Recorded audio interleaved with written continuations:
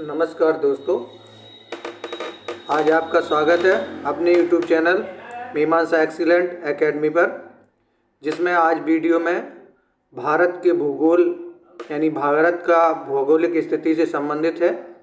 इसमें आज के टॉपिक कवर करेंगे, जिसमें हम 8 टॉपिक कवर करेंगे, जैसे भारत का क्षेत्रफल और सामान्य जानकारी तथा भारत की जलीय और स्थलीय सीमा, भारत की स्थिति और विस्तार, भारत की मानक समय रेखा और कर्क रेखा से गुजरने वाले राज्य और भारत के दूरस्थ बिंदु तथा भारतीय सीमावर्ती और पड़ोसी देश और राज्यों की अंतर्राष्ट्रीय सीमा तथा इससे कुछ बनने वाले क्वेश्चन भी कंप्लीट करेंगे। तो चलते हैं वीडियो की ओर।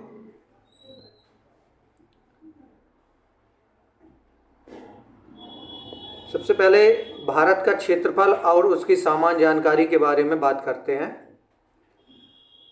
जो भारत का क्षेत्रफल की दृष्टि से अगर देखा जाए तो भारत विश्व का 7वां सबसे बड़ा देश है। अगर हम उसे एक क्रम से अगर याद करना चाहें कि जो भारत के क्षेत्रफल जो है वो विश्व का 7वां बड़ा देश है, और अगर पूरे विश्व में देखा जाए तो ये 7वां देश है।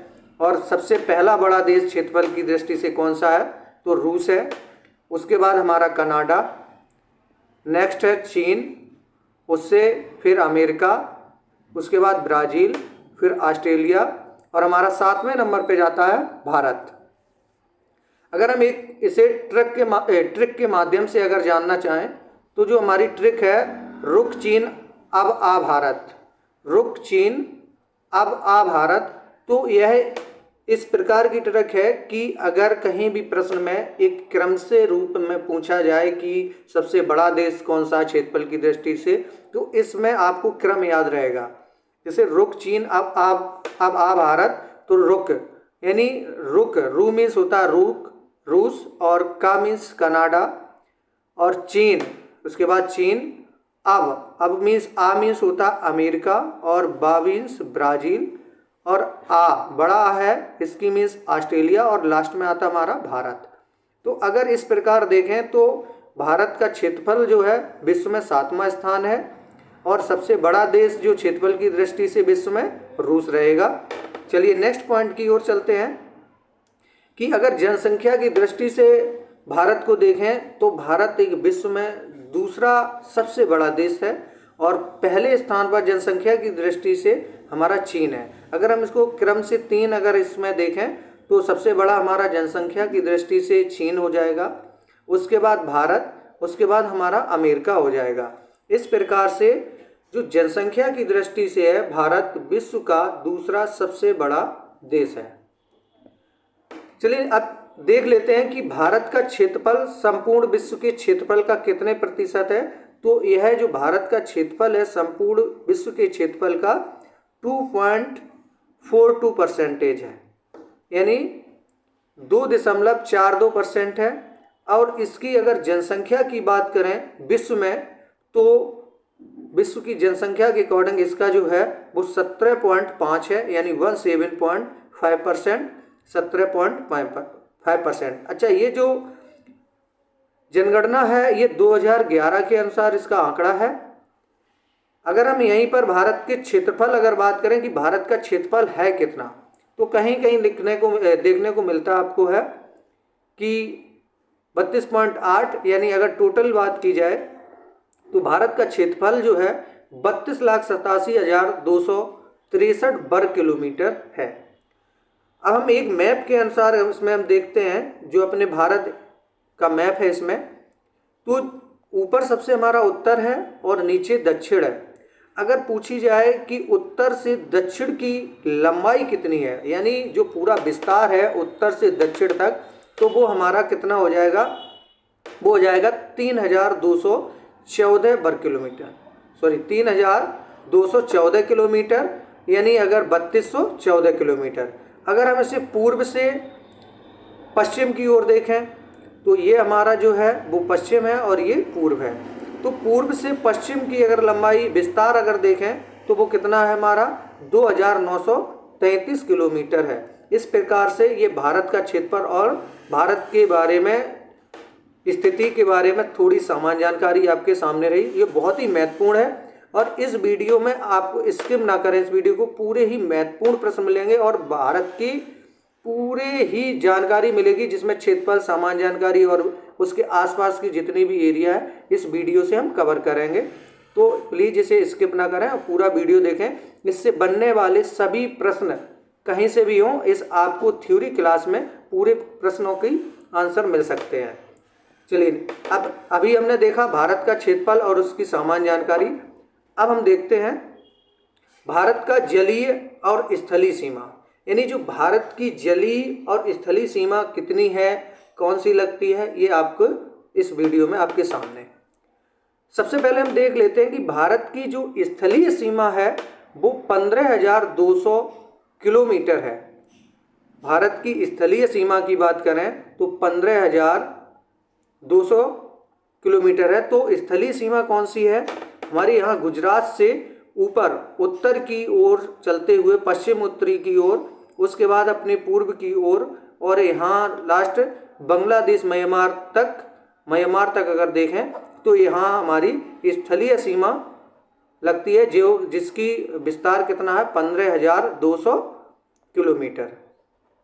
अब अगर हम भारत की मुख्य भूमि, अगर जलीय भाग की बात करें तो वो हमारी 6100 किलोमीटर है। अगर जलीय भाग की बात करें तो इतनी जो है ये हमारी कितना 6100 किलोमीटर रहेगी। भारत की मुख्य भूमि की जलीय भाग, मुख्य भूमि की बात की जा रही। अगर भारत की कुल जलीय सीमा की बात की जाए, जिसमें हमारा ये जो हमारा पूर्व में व दक्षिणी पूर्व में अंडमान निकोबार तथा लक्षद्वीप, ये जो है पश्चिम में, दक्षिण पश्चिमी में, इनको अगर हम द्वीपों को भी मिला करके अगर बात करें तो ये 7,516.6 किलोमीटर इसकी टोटल जलीय सीमा हो जाएगी। अगर प्रश्न दो तरीके से पूछा जा सकता है, भारत की मुख्य भूमि की जलीय भाग की लंबाई पूछी जाए तो 6100 किलोमीटर, और अगर भारत की कुल जलीय सीमा की बात की जाए तो 7,516.6 किलोमीटर हो जाएगी। नेक्स्ट चलते हैं कि भारत की सबसे बड़ी जलीय सीमा वाला राज्य कौन सा हो जाएगा। तो यानी सबसे जलीय सीमा किस राज्य का लगता है भारत में, तो यहाँ पर जो हमारा है गुजरात। पश्चिम में गुजरात ऐसा राज्य है जो कि एक जलीय सीमा भारत से लगने वाला, भारत की सबसे जलीय सीमा वाला जो राज्य है वो गुजरात है। अगर हम बात करें कि भारत की सबसे बड़ी अंतर्राष्ट्रीय स्थलीय सीमा कौन सी लगती है, किस देश की लगती है, तो वो किस देश से लगती है, बांग्लादेश से लगती है। बांग्लादेश जो है भारत की सबसे बड़ी अंतर्राष्ट्रीय स्थलीय सीमा लगती है, बांग्लादेश, याद रखना। चलिए अब नेक्स्ट बात करते हैं कि भारत में कितने राज्य हैं जिनकी जलीय सीमा है। तो भारत के 9 ऐसे राज्य हैं और 4 केंद्र शासित प्रदेश हैं जिनकी जलीय सीमा भारत से लगती है। ठीक, तो यानी जलीय सीमा वाले जो राज्य हैं वो 9 और केंद्र शासित प्रदेश 4 हैं, इसको याद रखना। तो जैसे हमारा है गुजरात, महाराष्ट्र, गोवा, यानी यहाँ से हम पश्चिम, यहाँ से स्टार्ट करते हैं गुजरात से और यहाँ तक बराबर चलेंगे तो यह जो है हमारा सब जलीय क्षेत्र है, यानी जितनी भी जलीय सीमा है, जैसे गुजरात, महाराष्ट्र, गोवा, कर्नाटक, केरल, तमिलनाडु, आंध्र प्रदेश, उड़ीसा, पश्चिम बंगाल, ये सब हमारे कौन है, राज्य हैं। कितने राज्य, 9, जिसकी जलीय सीमा है। ठीक, अगर हम बात केंद्र शासित प्रदेशों की करें तो केंद्र शासित प्रदेश जो है हमारे 4 हैं, जैसे अंडमान निकोबार द्वीप समूह, लक्षद्वीप, पुडुचेरी और दमन द्वीप है। ठीक है, तो ये जो है हमारे जिनकी जलीय सीमा लगती है तो वो 9 राज्य और 4 केंद्र शासित प्रदेश है। चलिए अब हम देखते हैं नेक्स्ट अपना भारत के बारे में। तो नेक्स्ट चलते हैं भारत की स्थिति और विस्तार के बारे में जान लेते हैं। भारत की स्थिति और विस्तार, अब अपना जो नेक्स्ट टॉपिक चल रहा है वो भारत की स्थिति और विस्तार। जो अपना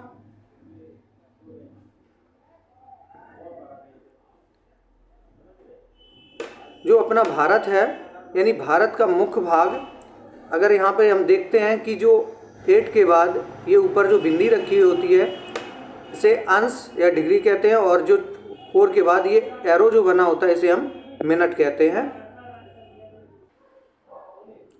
तो हम इसमें सबसे पहले हम देख लेते हैं कि जो इसकी देशांतर रेखा और अक्षांश रेखाओं के बारे में।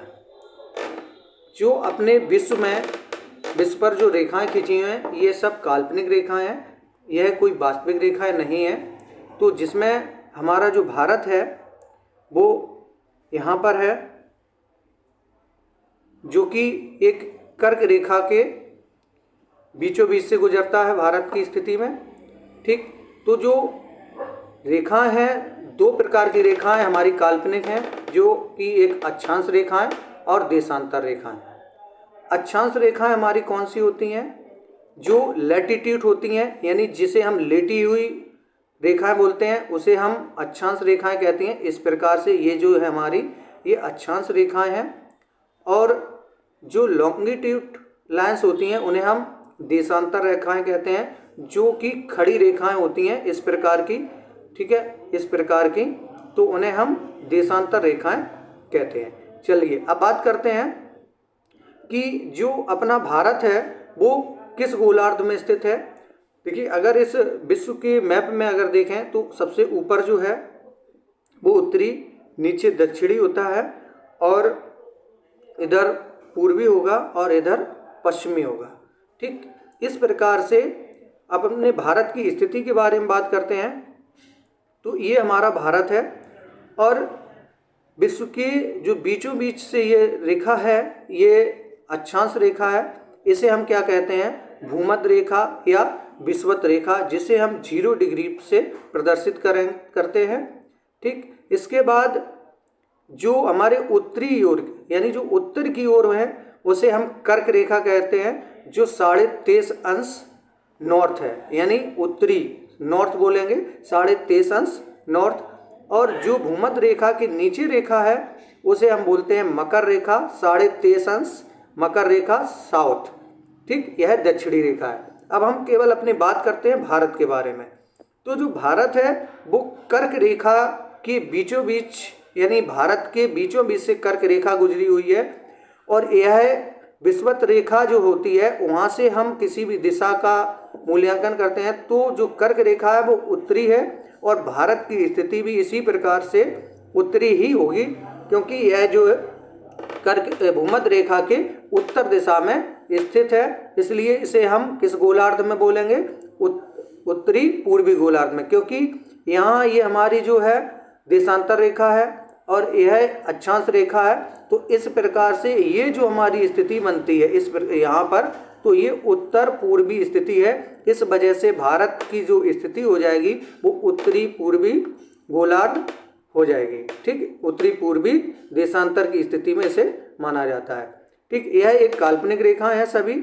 इस प्रकार से जो अपना भारत है वो कर्क रेखा के 23.5 अंश पर अक्षांश और देशांतर रेखा पर बसा हुआ है। चलिए नेक्स्ट अब अपने देख लेते हैं। अब चलते हैं पुनः भारत की स्थिति और विस्तार पे, जैसा कि अभी मैंने बताया था। तो ये हमारा भारत है, एक मैप के अनुसार देखेंगे। ठीक, इस मैप के अनुसार देखेंगे भारत की स्थिति और विस्तार। जो भारत का मुख्य भाग है वो 8 डिग्री 4 मिनट उत्तरी अक्षांश, यानी जो हमारे दक्षिण में, देखिए अगर बात की जाए कि अगर ये नीचे दक्षिण में भारत की दिशा में तो ये दक्षिण है, लेकिन यहाँ पर हम बात करते हैं विश्व के रूप में, तो विश्व में ये हमारा जो नॉर्थ ही रहेगा, आप दक्षिण नहीं करेंगे। तो 8 डिग्री 4 मिनट, यहाँ साउथ नहीं बोलेंगे, नॉर्थ ही बोलेंगे, क्योंकि हमारी विषुवत रेखा से कितनी नॉर्थ और पूर्व में है, और ये कर्क रेखा से गुजरता हुआ है। तो इस वजह से इसको हम क्या बोलेंगे? 8 मिनट।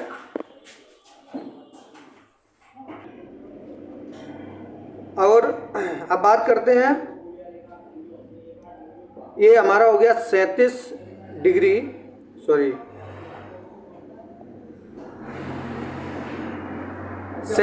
6 मिनट नॉर्थ, और साउथ में अगर देखें तो 8 डिग्री 4 मिनट नॉर्थ, इसे हम नॉर्थ ही पढ़ेंगे, ठीक है। भारत की पूरी स्थिति को नॉर्थ में रखेंगे।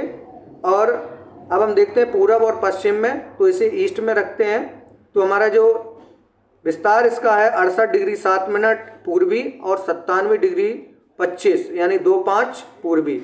ठीक इस प्रकार से भारत का जो मुख्य भाग है 8 डिग्री 4 मिनट उत्तरी अक्षांश से 37 डिग्री 6 मिनट उत्तरी अक्षांश तक तथा 68 डिग्री 7 मिनट पूर्वी देशांतर से लेकर 97 डिग्री 25 पूर्वी देशांतर के बीच स्थित है। यह जो है भारत का स्थिति एवं विस्तार है। तो हम इसे एक ट्रिक के माध्यम से समझते हैं कि हमें कितना, बस हमें यही याद रखना है, जैसे 68 97 68 97, ठीक, 37 84 37 84। तो जो डिग्री और मिनट है ये हम अपना बाद में लगा सकते हैं। तो बस हमें दो डिजिट याद रखना है। तो 68 97 यानी 68 से 68.7 मिनट से और 97.25 जो है वो पूर्वी और 37 84 यानी 37 डिग्री 6 मिनट नॉर्थ और 8 डिग्री 4 मिनट नॉर्थ। इस प्रकार से ये अगर हम याद रखेंगे, अगर प्रश्न में मिलता है 2 डिजिट तो हम लोग आसानी से कर सकते हैं। चलिए नेक्स्ट चलते हैं।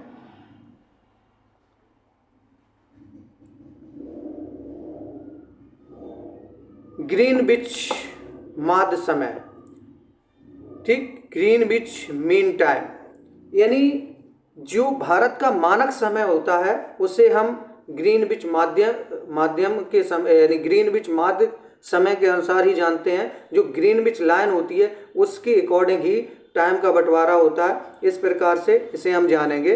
तो इसे हम जानने की कोशिश करते हैं।